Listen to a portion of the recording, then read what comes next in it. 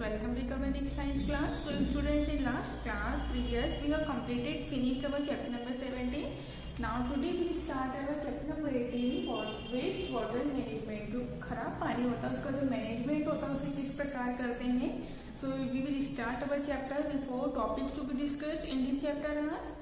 First is sewage, second is sewage system, third is sewage treatment, and fourth is role of individual. Okay, so water is used for various purpose. देखिए जो पानी होता है उसका use हम अपने घरों में अलग अलग तरह से करते हैं. हॉस्पिटल्स में होता है, फैक्ट्रीज में होता है.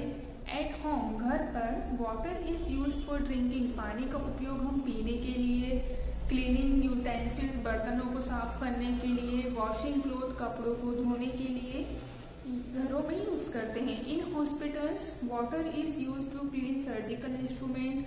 पानी का उपयोग हॉस्पिटलों में किस लिए होता है? जो सर्जिकल इंस्ट्रूमेंट होते हैं उन्हें वॉश करने के लिए, साफ करने के लिए, स्टेन्स ऑफ ब्लड के दाग छुटाने के लिए एक्सेट्रा. इसके अलावा भी और तरीकों से पानी का यूज होता है. In factories water is use to wash raw materials. और जो फैक्ट्रीज होती है उसमें पानी का उपयोग जो रॉ मटेरियल्स होते हैं उन्हें जिसे बोलते हैं कच्चे पदार्थों को साफ करने के लिए किया जाता है. And produce goods. और प्रोड्यूस जो होते हैं गुड्स जो सामान होते हैं उनको प्रोड्यूस करने के लिए पानी का यूज किया जाता है. In all these activities a lot of dirty water is release. तो इन सभी एक्टिविटीज में बहुत ज्यादा खराब पानी रिलीज होता है. This dirty water is known as waste water. और इसी डर्टी वाटर को हम वेस्ट वाटर के नाम से जानते हैं.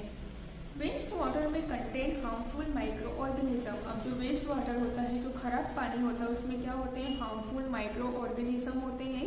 माइक्रो ऑर्गेनिज्म ऐसे मतलब जिन्हें हम खुली आंखों से नहीं देख सकते, जिन्हें केवल माइक्रोस्कोप के द्वारा ही देख सकते हैं.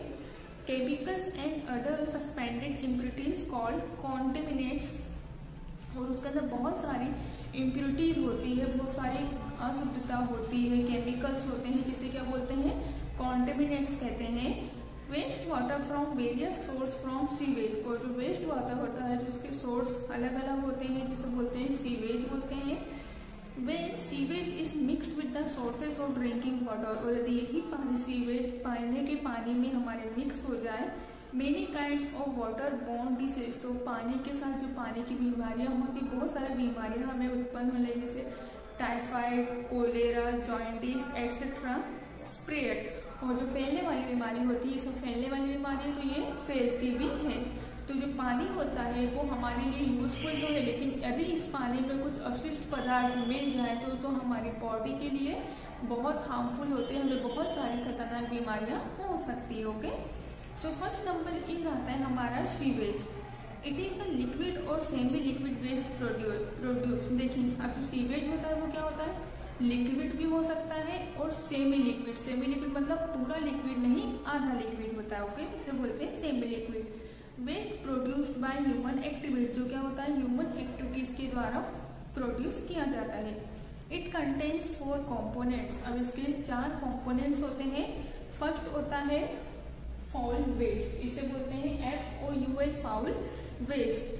Waste from toilets which include faeces and urine. वो वेस्ट जिसमें यूरिन और फैसेज निकलता है उसे बोलते हैं फाउल वेस्ट. ओके, सेकेंड आता है हमारा स्यूलेज वेस्ट.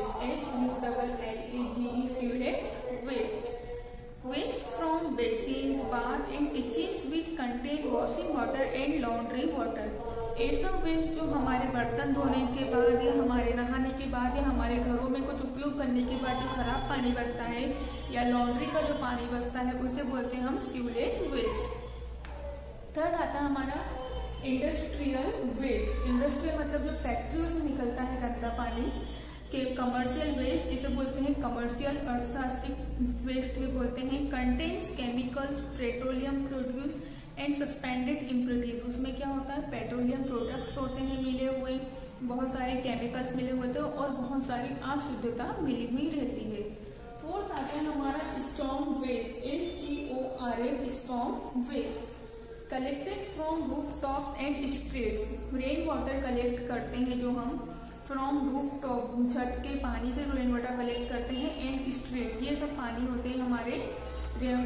तो हमारे 4 प्रकार के वेस्ट होते हैं: foul waste, sullage waste, industrial waste, storm waste. Okay, तो to be continue. Components of sewage. अब जो सीवेज होते हैं उसके कॉम्पोनेंट्स क्या होते हैं?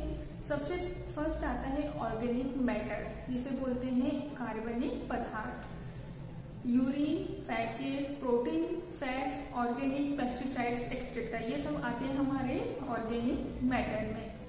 सेकेंड आता है हमारा इनऑर्गेनिक वाटर। इनऑर्गेनिक मतलब होता है अकार्बनिक जल। Nitrogen and phosphorus in various compound, जिसमें क्या मिक्स होते हैं? नाइट्रोजन मिक्स होता है और फॉस्फोरस होता है और उसके अलावा बहुत सारे कंपाउंड्स मिक्स होते हैं।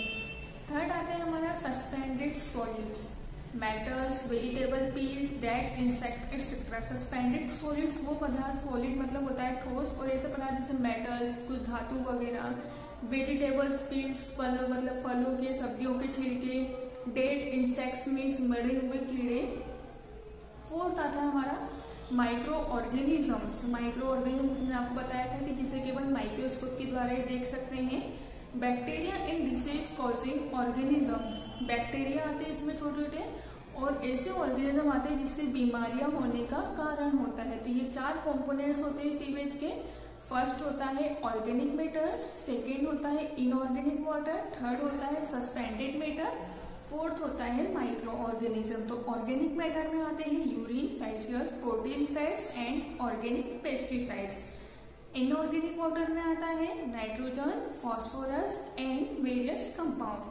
थर्ड में आता है सस्पेंडेड सॉलिड्स में metals, vegetables, fruit, piece, dead insects. Fourth में आता है micro organism, bacteria and disease causing organisms. So student, that's all for now. We will continue in next class. Thank you.